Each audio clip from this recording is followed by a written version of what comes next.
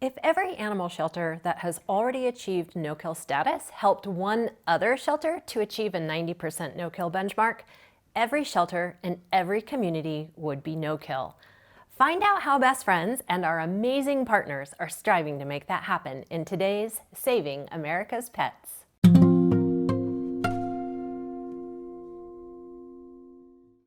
Hi, I'm Holly Sizemore, Chief Mission Officer for Best Friends Animal Society, and this is my co-host, Rose, whose job is to welcome you to Saving America's Pets. And if you think she's cute, please hit like and subscribe. We all know about the concept of paying it forward. And now, more than ever, shelters across the U.S. are uniquely positioned to help other shelters quickly implement more life-saving, cutting-edge programs. We know that animals are disproportionately killed in socially vulnerable communities. And we also know that socially vulnerable communities often grapple with resource deserts for both pets and people.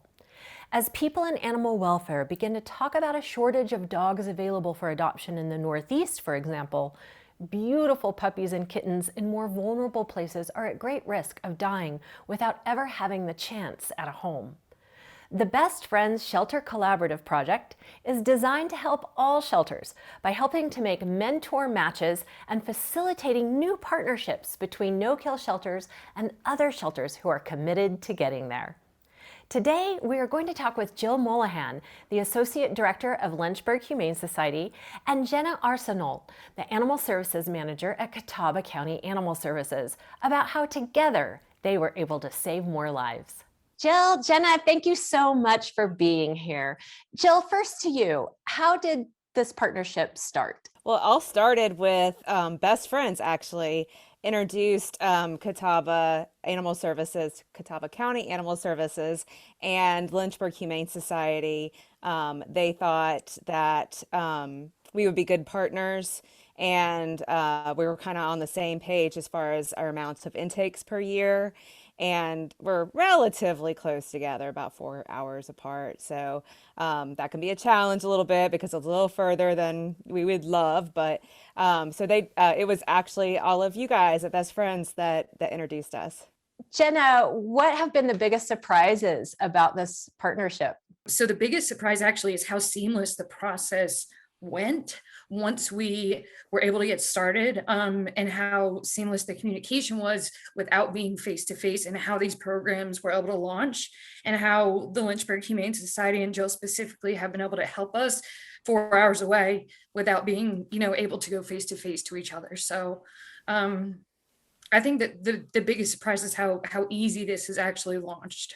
Oh, that's great to hear. Jill, were there some surprises for you and your team as well? Yeah, I mean, as Jenna mentioned, the whole pandemic thing really put a damper on our original plans, but I think both of our teams really worked well around that because that's what we do in animal welfare. We were under the impression that Catawba needed a lot of help with dogs, heartworm positive dogs specifically. But when we got really in there and down and dirty, we realized it was cats. So we weren't necessarily in a great place to help transport cats out of there. But I think that we've done a great job working together and figuring that whole thing out, and it didn't damper our partnership at all. And what was the biggest victory, Jenna?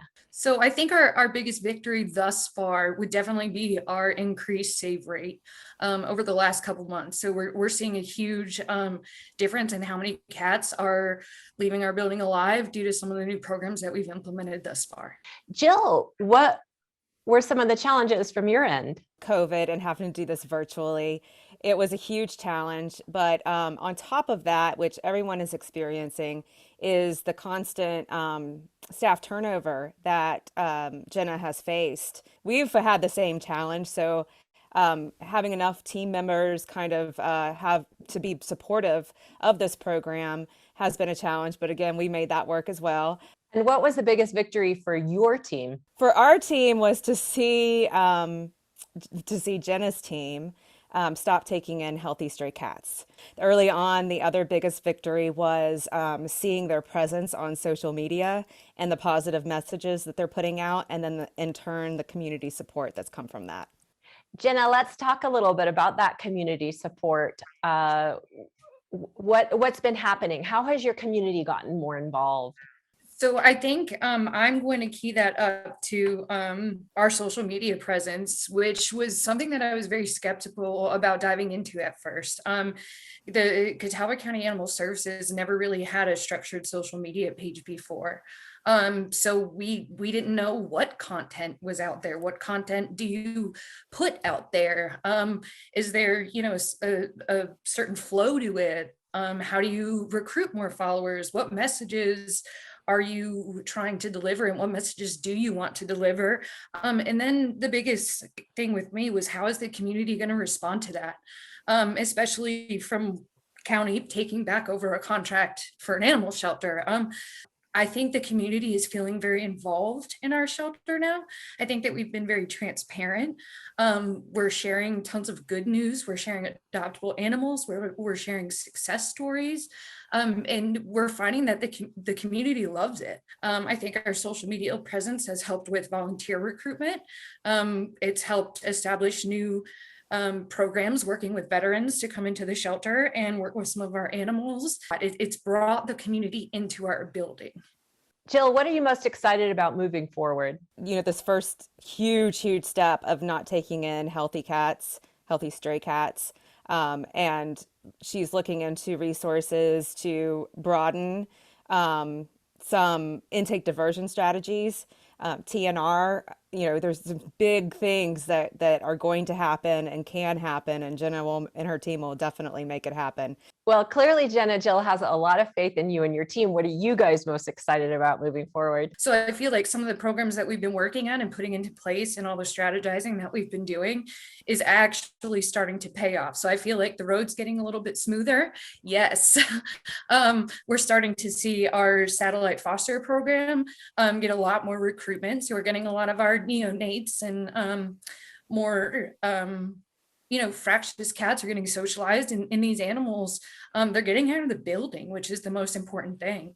We've seen a huge decrease in some of our sicknesses that are coming into the building, especially with implementing not taking in healthy cats. I think we've got some good options ahead of us for TNR to make a difference in our community cat population. So I think the most exciting part is that kind of the fruits of everyone's labor is coming to light. Glad to hear. I want to ask both of you, and I'll start with you, Jill.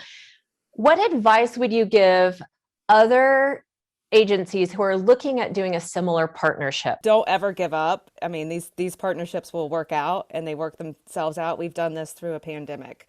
Ask questions at the beginning so you really get to know your partner shelter. Ask all the questions that you can so you understand their problems, because sometimes their problems may not be what they really are. You may see that there might be some other things that are actually what's hindering some things. But if you have two very hardworking shelters who are willing to put forth the efforts, it's going to be successful.